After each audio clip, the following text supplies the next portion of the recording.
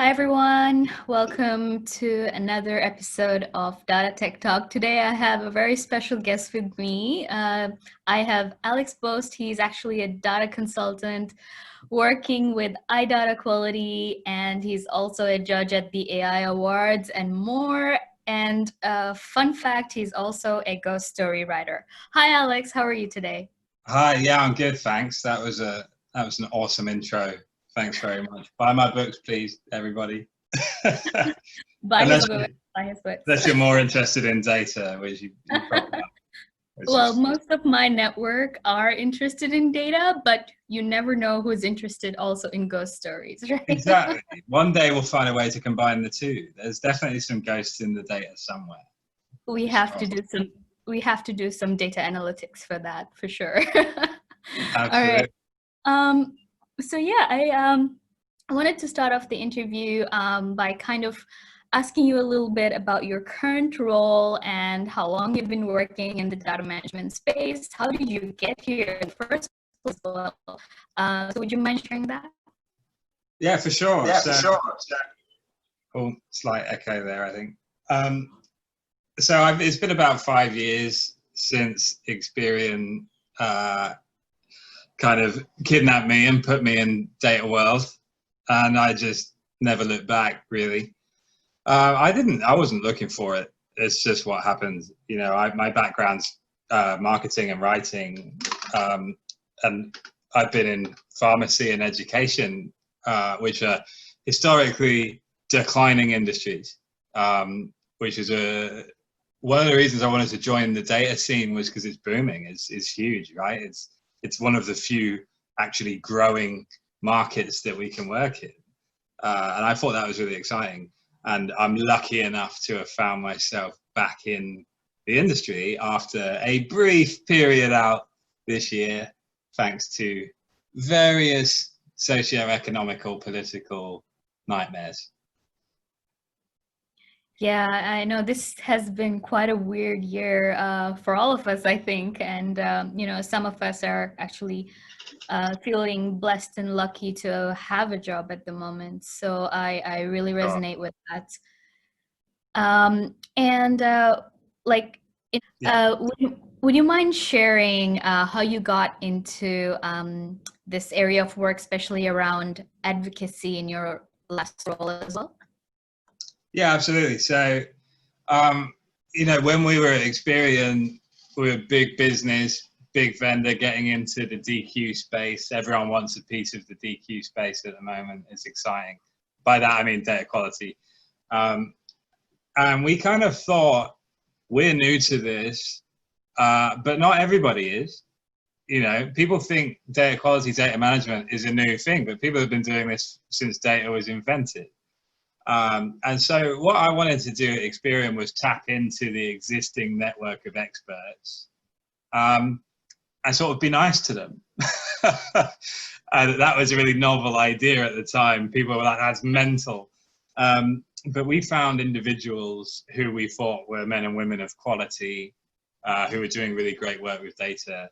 And we just said, look, we would like to maybe give you some technology in exchange for some knowledge. You know, can you tell us about what's good, what's bad, how to do the right things? And we shifted entirely from we're the world's experts, listen to us, to, hey, we're here to listen. We've got resources, we've got manpower. You tell us how we can help because we want to help. So the advocacy program was born of the idea that, let's be kind to each other, let's help each other, let's go and do cool things and tell the story. And I'm lucky enough that it continues to run to this day, which I'm really proud of. A guy called Doug's running it now, doing a great job. And yeah, you ask about how we got into it.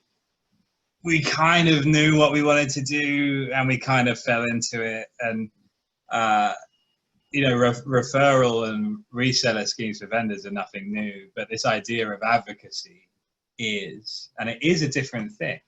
It's a thing I think is really exciting. Yeah, no, absolutely. I remember being part of one of the advocacy programs together with you, Alex, and it was really amazing to see and actually hear the kind of feedback they have. Like this is something they hadn't experienced before in the industry, Yeah. and they were genuinely happy to have a support group or a partner that can grow together with them. So yeah, it was very interesting, and you know, you have inspired you know, quite a few advocates as well as people who support advocacy as well. So that's pretty cool. So in your experience, what makes a good advocate for data, especially for data companies? Well, without sounding cheesy, that would be people like yourself who, I talk about the principal consultant, right? There was very few of those I've met in my career able to speak to the business and to IT and say that important part of here's what all these buzzwords actually mean. Here's how they're relevant. Here's how it makes sense. Good advocates in the data space are good communicators, and they communicate the relevance. So they don't just say, oh, improve efficiencies. They say things like, get a better outcome by increasing your revenue, creating value. We're not talking about cutting costs, getting rid of overheads. We're talking about having upstream benefits to an entire organization. So a good advocate will create value rather than cut costs. I liken it to, and I say this all the time, you know, like when people chain themselves to a tree to try and get the tree protected from being chopped down, a smart person will go and plant 100 trees over here. That's what an advocate can do. They can spot the areas to create the most value rather than just do the same thing everyone else is doing.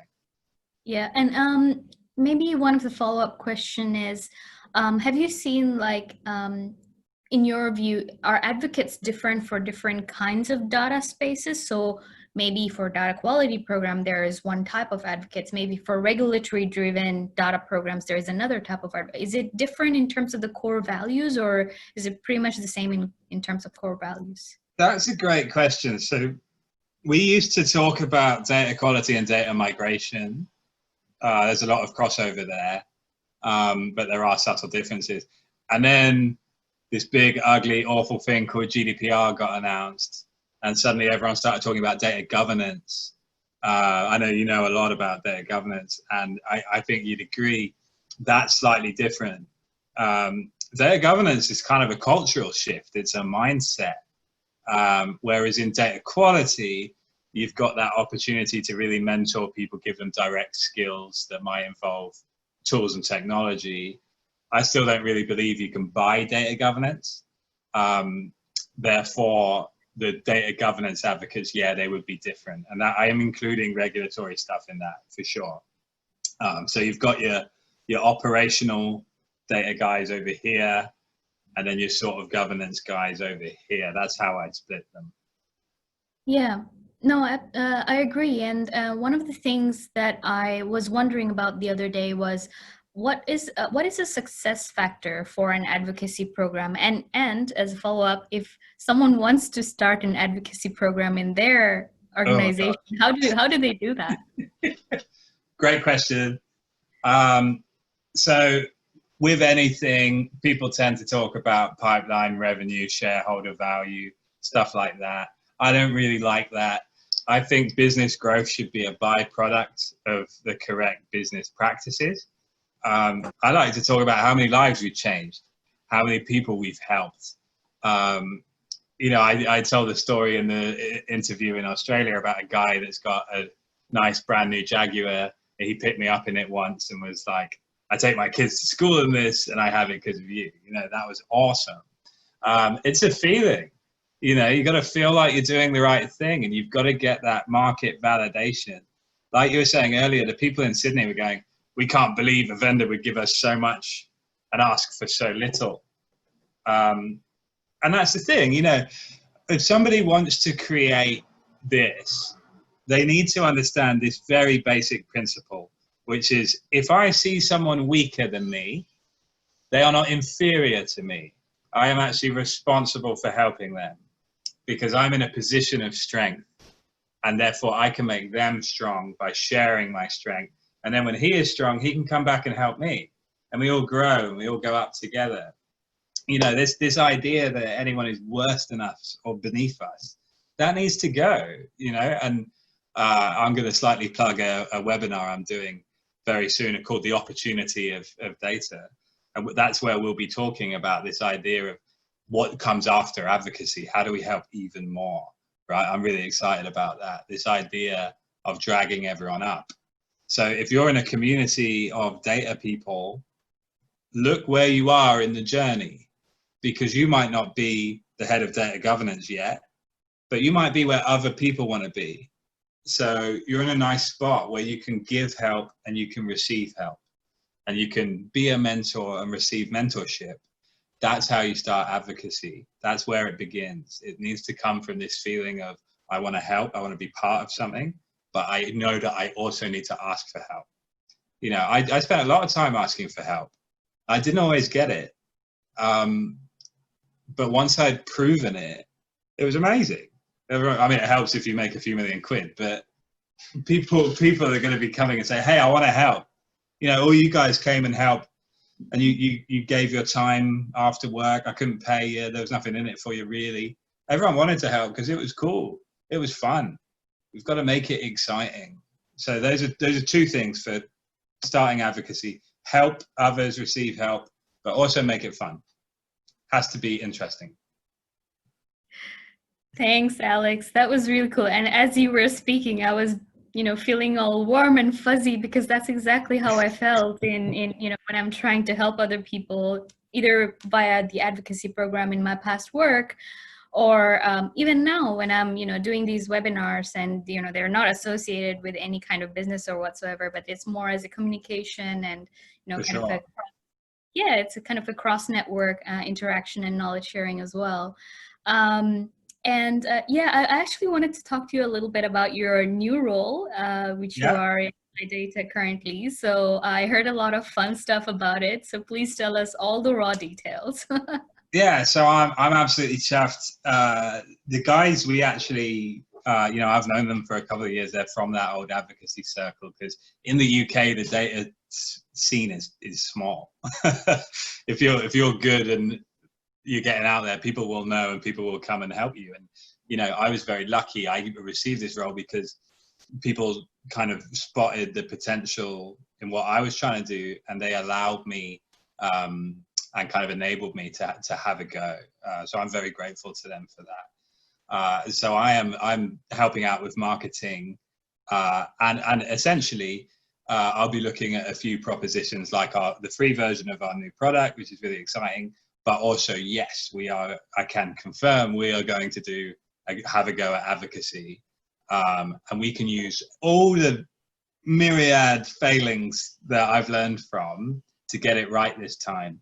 And what I'm really excited about is doing it as a smaller business. Because paradoxically, I think we can do it better. We can offer an improved level of communication, speed, agility. I think this could be really important for the future of data management, especially in the UK, but also in the other Western markets, the US, for instance. We're going to inject some positivity and new life into this. We're really going to help people.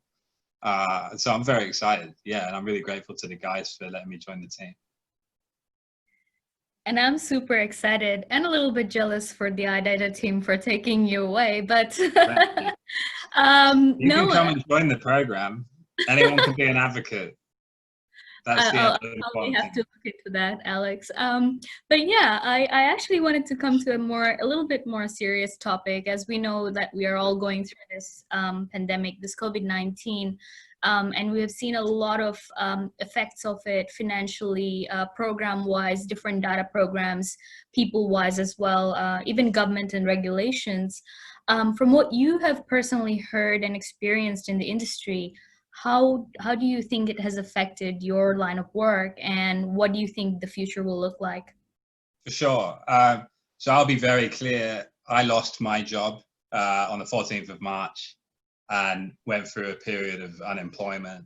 And what I did, I look back and I'm quite pleased at how I describe it as a pivot. You know, I had to pivot who I was and become the data consultant and go and help people again.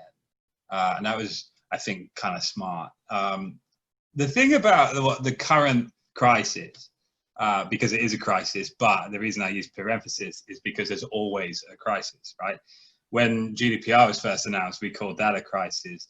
Brexit is a crisis. The Trump administration is a crisis. The war on terror was certainly a crisis. And I think times of crisis are inextricably linked to business innovation. It's what happens, right? Because we come up with new solutions to new problems, and new problems to old solutions, and new solutions to old problems, right?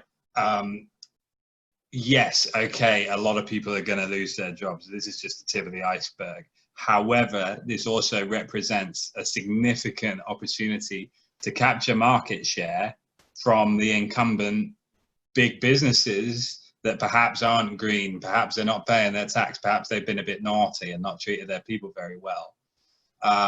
This is why we're seeing the decentralized finance movement go through the roof, right? As people realize we have so much more power than we thought we did. And when we work together, we can really do anything. I'm going to talk a little bit about this in my Opportunity of Data podcast. But the future of a positive society is not one where vendors or governments are the most important people. It's the members of society. When we start to live philanthropically, life becomes better. I think there's a really good opportunity for us to use this downtime, because it is downtime. I mean, you're not literally where you're meant to be right now. I'm not. We're all at home getting our heads down, working on stuff. We can use this time to try and change the world.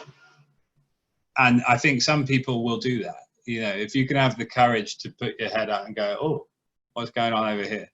You know, there's a real serious opportunity for learning, but also learning through activity and through action. Just having a go at stuff. You know, I'm a work on your own side projects. That's a great example. I write my books. I write music. I do a bunch of stuff. Monetizing your spare time through like the gig economy, for instance, probably a smart idea.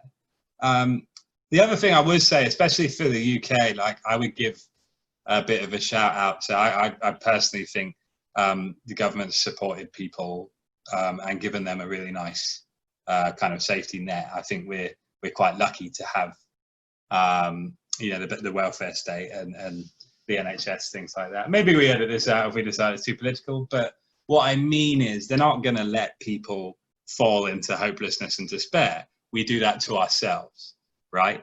We have to have courage. And when we look at things like data, if we're brave about the data, what can we change? And the answer is everything. We could change everything in this time, right? We just need to go and do it.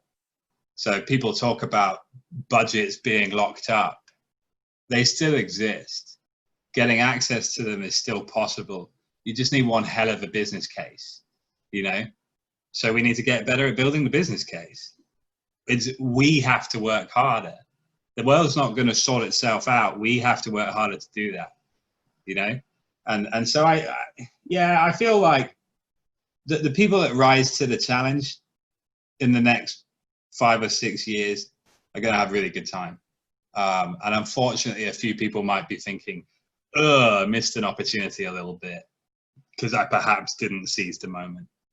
And that's fine. That's their prerogative. We're not telling anyone what to do here. We're giving them options, right? And an option is double down, work even harder, help more people, you know, bring everyone up. Yeah, absolutely. And I totally resonate with you when you say, you know, this is the time where our core values are kind of going to show up as well, right? Like, why would someone help anyone else without expecting some kind of a return immediately? Because we are human and we should do that for one another. Yeah. But also I totally agree with you also on the fact that this has this event has pushed us to think of ways we haven't thought of before, right? And at the same time, like the whole digital transformation that's been happening and the way, and everyone's talking about it, this digital transformation would have been planned for banks for, a couple of years down the line. And right now it's happening because of this pandemic. Yeah. So Feeling out. Yeah. absolutely agree. And I actually didn't want to end on a very heavy topic. So I wanted to ask you a little bit about if you could share a memorable or a funny experience that you have had in your career, maybe in the ad program or something like that. For sure. Yeah. I mean, my highlight would have to be getting to launch it in Sydney, where we met. I think that they saw the opportunity and the potential, and the Australian team did a great job of just saying, "Hey, we want to listen," which really embodied the whole process we were going after in the first place. I'm a nervous flyer. I suck at flying, and I tend to drink too much. So when I got to Sydney, I was a mess. I was a jittery, nervous ball of energy for 3 weeks. But we did it. We had an amazing time. I'm really proud of what we did. We helped people, and it's still going, right? That's awesome. We started a movement that now has a life of its own and transcends us. And I think the most memorable thing for me is being a part of something bigger than myself. And in that downtime, that unemployment period, that's what I missed the most, was feeling selfish, like it was all about me. I'm miserable, I don't have a job, me. Gross. We don't want that. We need to join a cause, join a movement, join a momentum. It can be whatever you want. But for me to create one of those and then hand it over and go and, I went off to try and do it for women's health because the principle is good. The principle works. We're saying we figured out how to help people. Let's go and help people. That's huge. I'm going to remember that for the rest of my life. It was just amazing. And I might write a book about it for the data literacy project, but we'll see. But yeah, You should I think I might. Yeah. I think, when the event was coming up and people wanted to come, they wanted to attend, they looked forward to it. That was the best feeling. That's the most memorable thing. It felt like we were doing the right stuff. And the fact that I get to do that twice, amazing. But big message for everyone. It's not only me that can do it. Anyone can do this. It's old school, basic principles from old charity and law firms. Do some pro bono work. Go and help people. Corporate social responsibility. Do you want to paint a fence or do you want to go and fix someone's data? It's more meaningful. Yeah, this is our opportunity to get more meaningful and help people in a bigger, longer lasting way. And that's what I'm trying to do and continue to try to do. Thanks, Alex. That was super inspirational. And thank you for everything that you've shared today with us. And for those who are watching, if you want to contact Alex, I will post his link when I post this video, but at the same time, please feel free to comment and share and subscribe to my channel to get more interviews like this. Again, thank you, Alex, for coming and joining us. Thank you for having me. Appreciate the opportunity. Take care for now.